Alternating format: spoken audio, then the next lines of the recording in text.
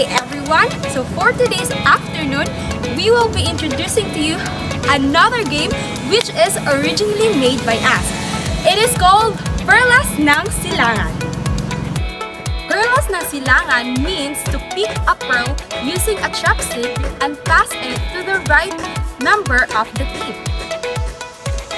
The primary objective of this game is that for each team, they must collect more pearls in order for them to win. The more, the merrier. These are the materials needed. We have wooden or stainless chopsticks, pearls, timer, which is 2 minutes, and 8 boxes or Tupperwares. Here are the players. We have Mark Marine, Charlene Solis, Marian Probumaya, and Sylwin Bakila. There are 4 bases formed in a diamond shape, and every player must stay on their designated base. In the first base, we have Marian Probumaya, second base, we have Mark Marine, third base, we have Charlene Solis, and the fourth base, we have Sylwin Bakila. So, here are the players for our game. The game will only last for 2 minutes. So now, let's start.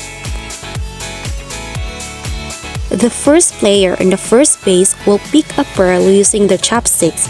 Then the first player will pass the pearl to the second base located to the right.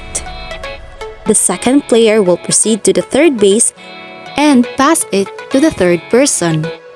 If the pearl falls, the first base player will go immediately to the table and pick another pearl.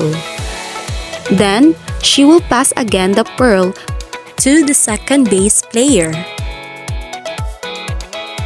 The second base player will proceed to the third base player and pass the pearl.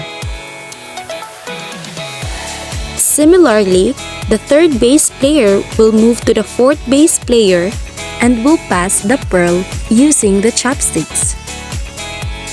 The fourth base player will return to the first base where he will place the pearl in the receiving box. In this, we added a mechanics. When the last player places the pearl in the receiving box, the position of the player will rotate. The fourth base player will now become the first base player, and he will pass the pearl into the second base player, where the second base player will pass again the pearl to the third base player, and the third base player will pass again the pearl to the fourth base player. They need to have a concentration in order for them to put the pearl in the receiving box and get a score. After 2 minutes, we will count the pearl they have placed in the receiving box to know whose team collects the most pearls within 2 minutes and to know who wins the game.